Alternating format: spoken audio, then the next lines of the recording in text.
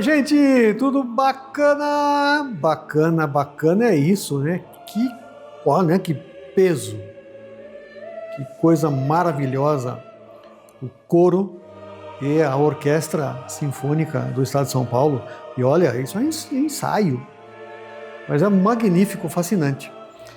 Nós estivemos lá na Sala São Paulo e conversamos com o professor Rogério Zaghi, que é diretor da USESP, diretor da Sala São Paulo.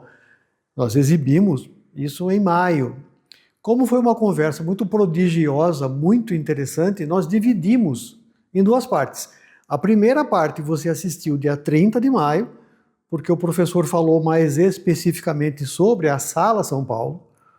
E essa segunda parte nós apresentaremos hoje, porque neste mês acontecerá o Festival de Inverno de Campos do Jordão. E a USESP, ela produz o festival há 13 anos. Então a gente, através dessa segunda parte da entrevista com o professor Rogério, fica aqui o nosso convite para que você vá até Campos do Jordão ou vá até São Paulo, porque espetáculos acontecerão em São Paulo também, para assistir essas grandes apresentações que acontecerão. Se você não assistiu a primeira parte dessa entrevista, o link fica aqui, para que você assista. E uma coisa importante, todas as apresentações no festival serão gratuitas, só que você precisa reservar o seu ingresso. Então você acessará o site festivalcamposdojordão.org.br. E uma coisa que eu não vou aguentar aqui, porque eu acho que precisamos dar nomes a esses artistas, a esses músicos maravilhosos. Os solistas do coro da USESP são aí Gabriela Passi, ela é soprano, a Ana Lúcia Benedetti, que é mezzo-soprano, o Rodrigo Del Pozo, que é tenor, e o Leonardo Neiva, que é barítono. Muito lindo isso, né? Espetacular. Portanto, acompanhe comigo aí essa segunda parte, essa entrevista com o professor Rogério Zaghi, diretor da USESP.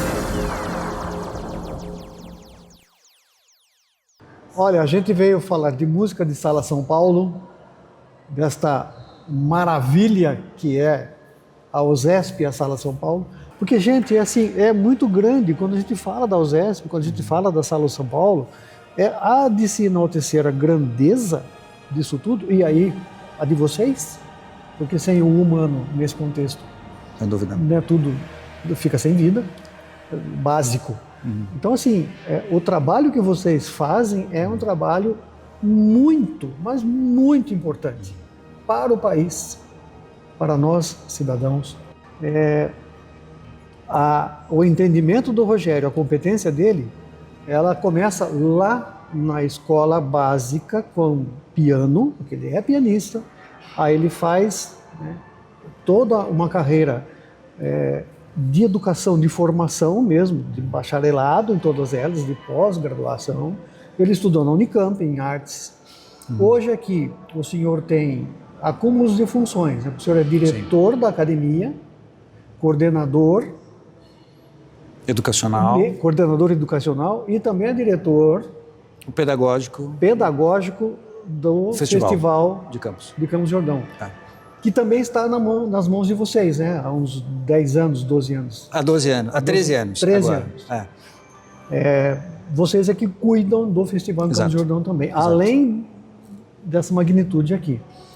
Demétrio, vou voltar um pouquinho a uma coisa que você comentou, e aí eu acho importante pontuar, não é?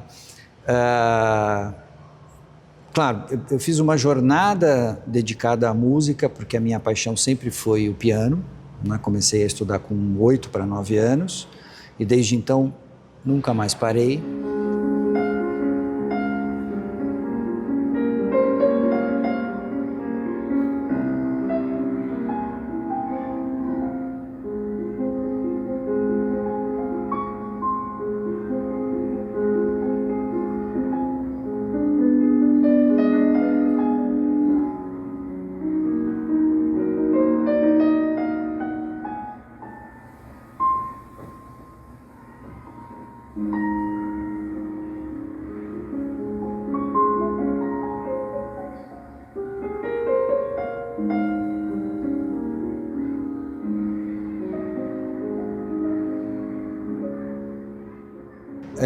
Porém, eu acho que o que houve, aí já contando um pouquinho da minha experiência nesse encontro com a USESP e a Sala São Paulo, foi essa convergência de uma vontade muito grande de contribuir com a música e com a educação, de estar a serviço mesmo, e sem demagogia, considerando que a Fundação USESP, como estrutura,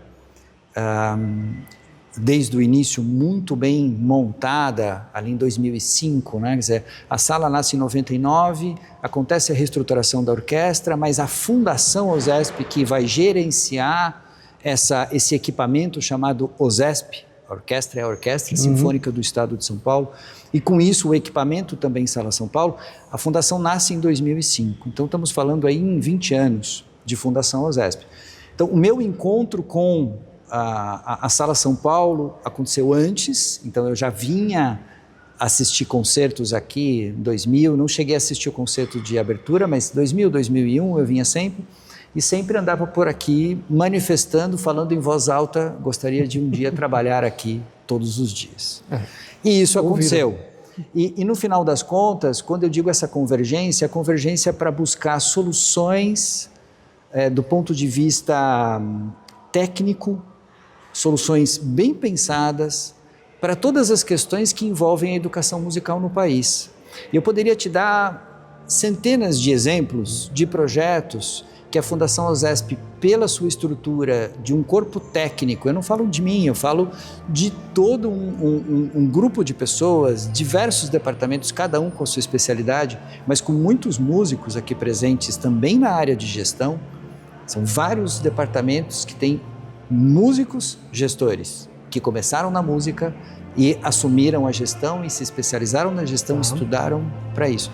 Quer dizer, essas pessoas todas, com esse corpo técnico, a gente consegue olhar o meio musical, entender as necessidades da sociedade e contribuir com uma velocidade e uma capacidade técnica que muitas vezes outras instituições que são às vezes mais engessadas não conseguem realizar.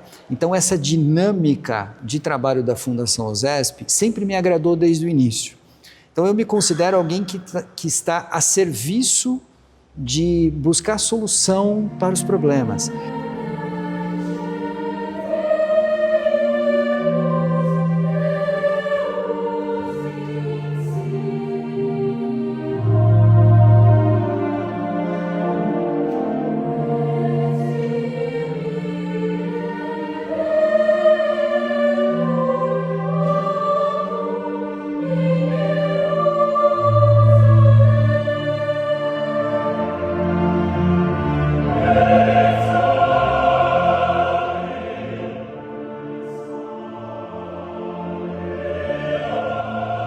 Então, eu tenho uma academia de música que treina profissionais para as orquestras. O treinamento acontece no palco da Sala São Paulo. Nossa. Eles têm toda uma quantidade de aulas e disciplinas teóricas também, mas a atividade prática é no palco. O mesmo acontece com o curso técnico em canto. Qual é o objetivo dessa academia? Ela foi criada para quê? Para suprir uma deficiência, que era a falta de profissionais jovens para sentar na cadeira das orquestras e realizar um trabalho com excelência, né? Então, essa dinâmica ágil e tecnicamente muito bem embasada é aquilo que eu admiro na USESP.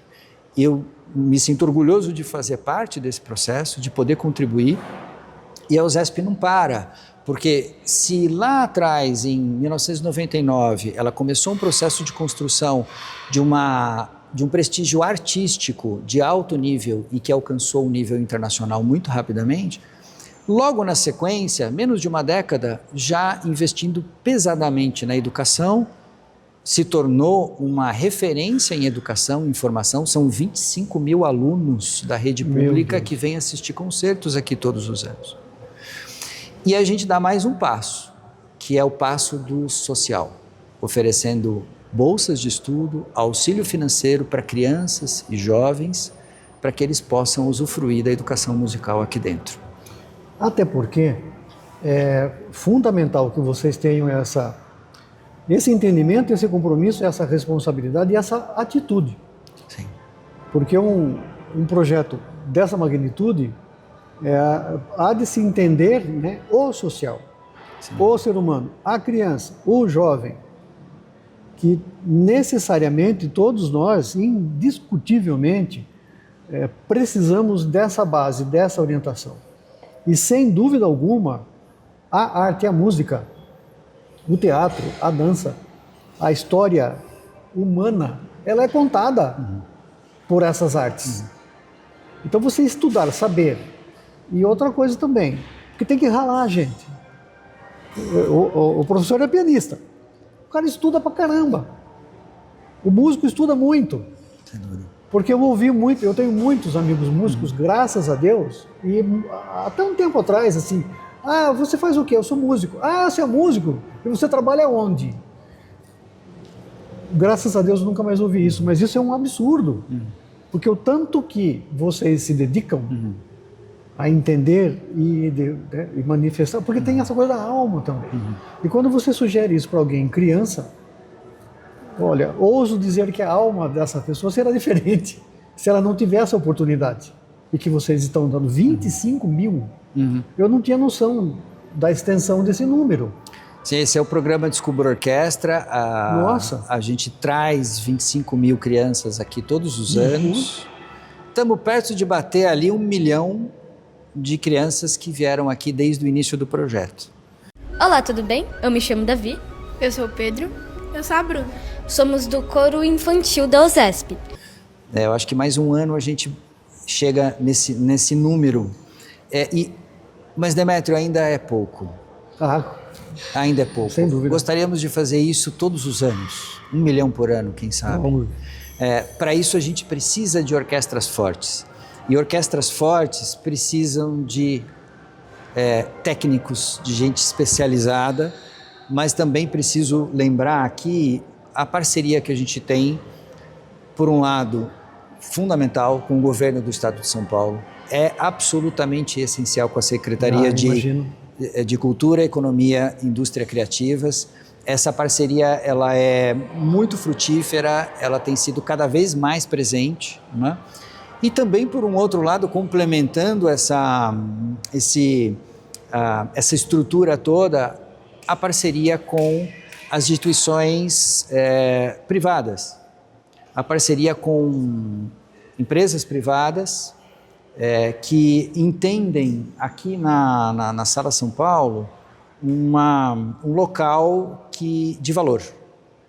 Isso é fundamental. E que agrega valor às suas marcas. E por isso o educativo e o social também eles têm um papel muito importante, porque hoje o mercado corporativo entende que não basta um produto de qualidade. Esse produto precisa de valor agregado, e esse valor vem quando há um retorno à sociedade, quando há o olhar, uma empatia pelas pessoas que trabalham nessa instituição, pela comunidade à sua volta. Quer dizer, não basta entregar apenas um produto de qualidade. Quer dizer, não é apenas, mas hoje em dia torna-se pouco. É necessário dar um passo a mais. A educação, nesse sentido, é o que a gente acredita, e a educação, considerando o mérito, que você falou, é muito importante, estudar muito. Então aqui o social ele vem depois do educativo, Porque o educativo entende que quando um jovem, por exemplo, vem para cá para buscar uma bolsa para estudar violino e tocar na USESP, ele precisa ser o melhor violinista possível.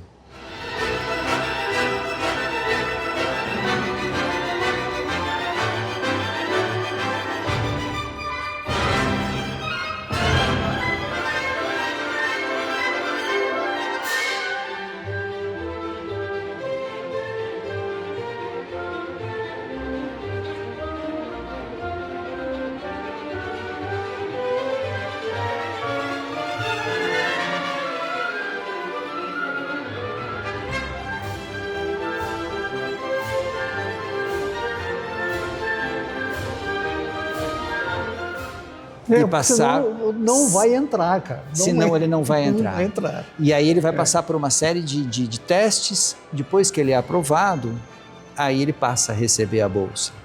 Então o processo é sempre considerando o esforço individual, o trabalho que é feito. E hoje nós temos no Brasil um coletivo de projetos sociais e escolas de música bastante bem estruturados. Quando eu comecei a estudar música em 1984 para 85, não havia opções de escolas como a gente tem hoje, né? Uma década depois, quando eu buscava vaga em universidades, tanto aqui no Brasil quanto fora, não havia possibilidade de contato se não fosse por carta, enviando uma fita cassete pelo correio e aguardando muitas vezes 2 meses a devolução de um professor da universidade lá de fora. Isso quando você conseguia o contato. Hoje os jovens fazem aula pelo WhatsApp, sem sair de casa, com o professor no Japão, pelo WhatsApp, manda um vídeo, ele conversa, fala, vem para cá que a vaga é sua. Então existe uma facilidade. Por outro lado, a concorrência aumentou, porque tem mais gente tocando melhor. Bom, então, isso é bom. Isso é muito bom. Isso é muito bom. Então a dedicação é fundamental e isso é parte do nosso curso profissionalizante, é premissa. Estar aqui, tempo integral, com dedicação total, para que ele possa sair um profissional que é o profissional que a gente espera ver na USESP e em outras orquestras, porque eles estão por aí empregados. Para te dar, Demetrio, um número, já tivemos aí cerca de 300 alunos que passaram pela academia desde o início, que foi 2006. Completamos 20 anos de academia o ano que vem.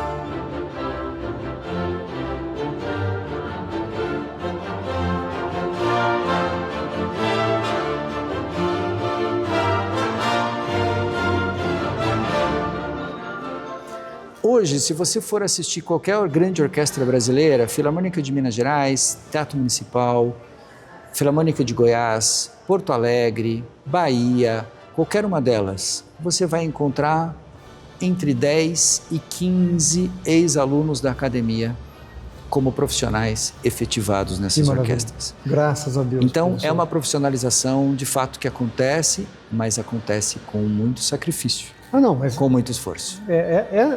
Porque são só 7 notas, mas Exato. O que se faz com essas 7 notas? Exato.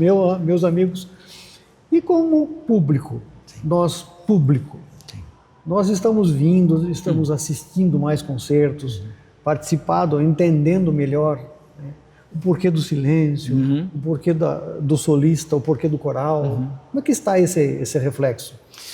Olha, o nosso público, enfim, a gente teve ali um momento muito difícil da pandemia, 2020, 2021, até 2022 ainda o público estava bastante incipiente e com muito receio de voltar. 2023 e 2024 foi uma excelente retomada, há uma mudança no perfil, com o crescente vinda de pessoas abaixo de 40 anos, que é um público jovem, considerando a música clássica, né? E para além disso, Muitas vezes eu ouço uma pergunta até mais direta, né? Que seria, mas tem público para música clássica?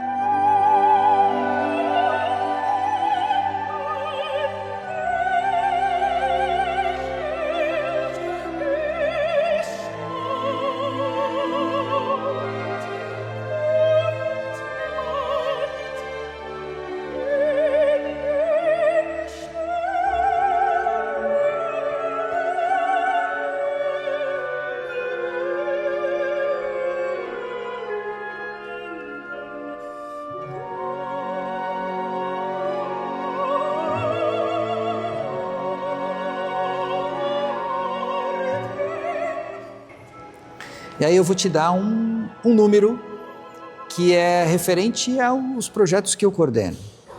O programa Descubra Orquestra, que tem esses 25 mil alunos que vêm para cá, que nós buscamos eles nas escolas, esse programa também tem treinamento para os professores. Tá? Então, os professores desses 25 mil alunos, eles vêm para cá o semestre todo ter aula aos sábados. Então, eles têm um treinamento de ensino de música.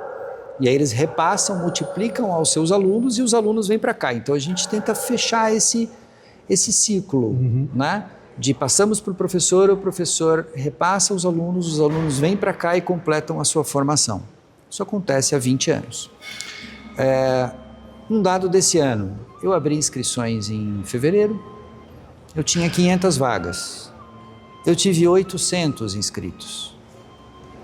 Então, aí eu respondo a pergunta, tem interesse para música clássica? Poxa vida. Então, nesse momento, se eu tivesse 300 vagas a mais, eu não estou falando de 30 nem de 3, um número representativo. Muito. Cada professor desses 300 pode trazer de 45 a 90 alunos. Então, eu poderia praticamente dobrar o meu atendimento, se eu tivesse estrutura nesse momento, para isso, por demanda espontânea, por interesse dos professores da rede de ensino. Então, isso é um dado fantástico. Mas é uma ação muito silenciosa em termos de divulgação, e aí cabe a minha culpa como imprensa, porque a imprensa precisa fazer o seu papel e divulgar mais isso, estar mais presente, aliar-se a esse bom tom. Porque literalmente um bom tom. Isso fica literalmente um bom tom, porque isso é muito velado, isso é muito, né? É muito assim, olha que bom. Não é que bom, isso é maravilhoso, esse interesse, justamente em razão da evolução humana.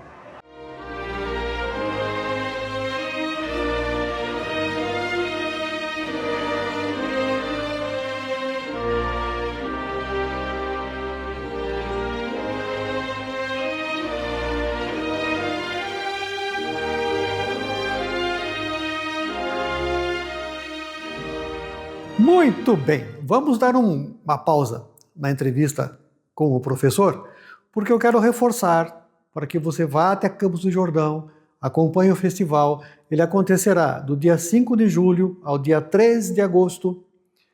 Em Campos do Jordão também teremos apresentações em São Paulo, portanto, organize-se, arruma a agenda aí e vá, porque este ano serão 8 palcos, 76 apresentações das mais diversas. E, reforço, você precisa reservar o seu ingresso indo até o site festivalcamposdojordão.org.br. Os ingressos são gratuitos. E as apresentações acontecerão nos seguintes locais. E eu vou falar devagar para você agendar aí, enfim, anotar. Lá em Campos do Jordão, Auditório Cláudio Santoro, Parque Capivari, Capela do Palácio Boa Vista, Espaço Cultural Doutor Além. Em São Paulo, a Sala de Concertos da Sala São Paulo, a Estação Motiva Cultural na Sala São Paulo, a Sala do Coro, na Sala São Paulo, e no Auditório Rui Barbosa, na Universidade Mackenzie. Legal? E aí a gente prossegue com essa maravilhosa entrevista com o professor Rogério Zag.